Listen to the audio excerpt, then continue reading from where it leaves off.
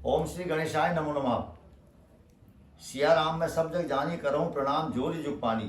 प्रिय दर्शकों, भक्तगणों, मैं विजय गोस्वामी दशनाम भृगु साधना यूट्यूब चैनल के माध्यम से आप लोगों को, समस्त देशवासियों को और भक्तों को, बालाजी के भक्तगणों को, राधा रानी के भक्तों को और महामाई के भक्तगणों को, माँ वैष्णवी के भक्तगणों को इस रामनवमी पर्व और महानवमी की चैत्र नवरात्र की शुभकामनाएं। आज प्रिय भक्तगणों, गुरुवार का दिन है और 30 मार्च 2023 नव संवत्सर 2080 का ये रामनवमी महापर्व है। आज विशिष्टता लिए हुए है। कारण क्या है? क्योंकि राम जो है नारायण है और आज नारायण का ही दिन है, गुरुवार है। 2023 में गुरुवार का दिन पड़ा है रामनवमी को, तो ये बहुत विशिष्टता लेकर आया है। इस चैत्र नवरात्र की रामनवमी में भगवान की कृपा हो आप लोगों पर, सब पर जो है ईश्वर कृपा हो। आपके घर में अन्न क्षेत्र भंडार, संतान आपकी प्रसन्न हो और रोग दोष आपका हरे, उसी के लिए मेरी शुभकामनाएं हैं सारे देशवासियों के लिए और भक्तगणों के लिए। आइए कुछ विशेष चर्चा करते हैं हम लोग राम जी के विषय में। ये रामनवमी है। राम जी ने अपनी इस तिथि को स्वयं चुना है।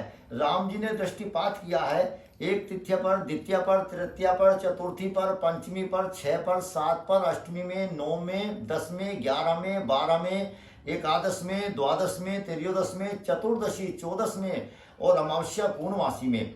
तो राम जी को सब तिथियों में सबसे अच्छी जो तिथि लगी वो नौमी की तिथि लगी है। 9 का अंक सबसे बड़ा होता है। 9 के तक की गिनतियों से ही, संख्याओं से सारे अंक बन जाते हैं।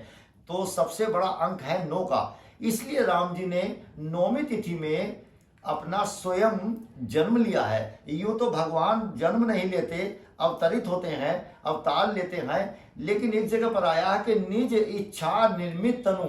भगवान ने स्वयं राम जी ने अपनी निज इच्छा से अपने तनु को अर्थात अपने शरीर को धारण किया हुआ है। माँ कौशल्या जी के पुत्र हैं, दशरथ जी के लाल हैं। अवध में इनका जन्मोत्सव रामनवमी में बहुत ही हर्षोल्लास के साथ में मनाया जाता है। तो प्रिय भक्तगणों, इनके साथ में अनेक चर्चाएं हैं। ये स्वयं भगवान नारायण हैं। ये दशरथ पुत्र तो हैं ही, लेकिन नारायण है स्वयं और विष्णु भगवान जी का स्वरूप है। और उसके बाद में देखिए एक प्रमाण मिलता है हमको। अब अगली तिथि जो है अष्टमी तिथि खाली थी, तो अष्टमी तिथि में कौन? इन्हीं का अवतार आए, अर्थात जन्माष्टमी मनाई गई। श्री कृष्ण भगवान जी का अवतरण हुआ, जिसको लोग जन्माष्टमी मनाते हैं। देखिए इसमें आपस में एक दूसरे से संपर्क है, संबंध है। क्या कि भगवान राम नारायण जो है सूर्यवंशी हैं, उधर कृष्ण भगवान चंद्रवंशी हैं। इधर भगवान राम जी का जन्म दिन में 12 बजे हुआ है, तो उधर कृष्ण भगवान जी का जन्म रात्रि को 12 बजे मनाया जाता है। यहाँ चांदना है, शुक्ल पक्ष है, वहाँ अंधेरा है, कृष्ण पक्ष है। वहाँ सूर्यवंशी हैं, उधर चंद्रवंशी हैं, उधर अंधेरे में हुए हैं, उधर चंद्रमा के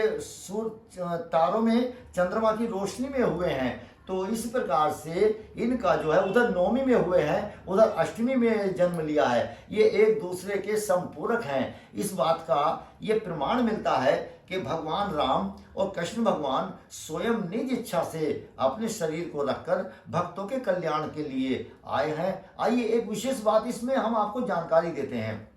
जब भगवान राम को वनवास हुआ है, तो जितने भी भक्तगण रह गए हैं दर्शन से, जितने साधु संत समाज के लोग रह गए हैं दर्शन से, तो अगले जन्म में वो गोपी बने हैं और गोपियों को दर्शन दिया है। इसलिए गोपियां अधिक दर्शन की इच्छा से उनको प्यार करती हैं, बहुत लालायित होती हैं। एक विशेष बात आपको और बताते हैं, आइए इस परिप्रेक्ष्य में। क्या कि अगले जन्म में जब कृष्ण भगवान के स्वरूप में भगवान नारायण अवतरित हुए हैं, तो वहां पर एक छठा नवरात्र होता है हमारे नवरात्र में। छठा नवरात्र किसका होता है? छठा नवरात्र होता है कात्यायनी देवी का, जो कात्यायन ऋषि की पुत्री हैं, इसलिए इनका नाम छठे नवरात्र का कात्यायनी रखा गया है। लेकिन वृंदावन में और मथुरा के अंदर में जितनी भी गोपियां हैं, उन्होंने माँ कात्यायनी देवी की पूजा की है भगवान श्री कृष्ण के दर्शन की प्राप्ति हेतु। ये बहुत ही विशेष गूढ़ रहस्य है। आइए भक्तगणों, हम अगली वीडियो तक आप लोगों से इस वीडियो को आज की इस समय में विराम देते हैं।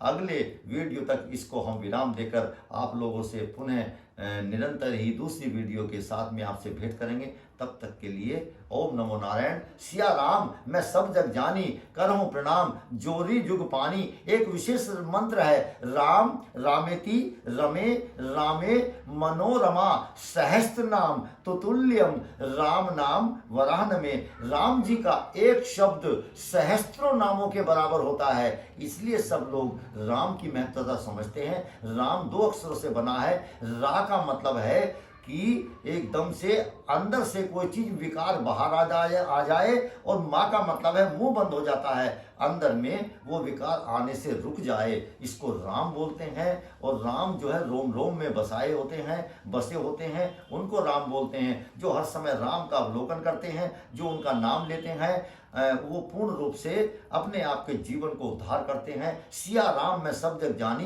करहूं प्रणाम जोरी जुग पानी। ओम नमो नारायण। जय सिया राम, जय सीताराम, जय राधेश्याम। प्रिय भक्तगणों, ओम हन हनुमते नमो नमः।